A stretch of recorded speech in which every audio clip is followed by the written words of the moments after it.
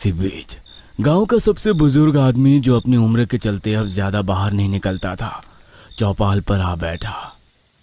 ये छलावा का काम है। छलावा?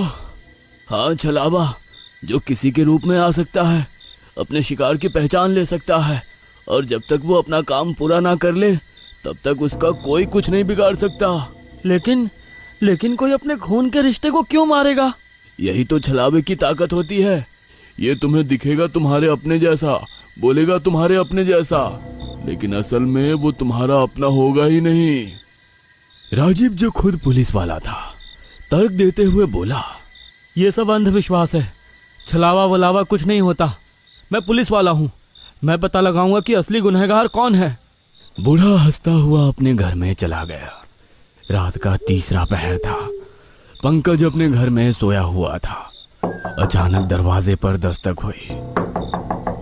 कौन है इतनी रात को?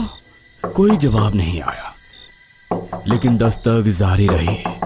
पंकज उठकर दरवाजे की तरफ बढ़ा, और जैसे ही उसने दरवाजा खोला, उसके सामने श्यामलाल खड़ा था, लेकिन उसकी आंखें असामान्य रूप से लाल थीं।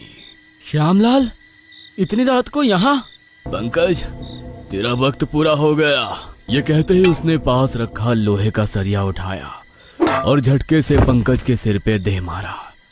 पंकज की दर्द भरी चीख पूरे गांव में गूंज उठी। जब लोग दौड़ते हुए उसके घर पहुंचे, तब तक वो मर चुका था। गांव में फिर से दहशत छा गई।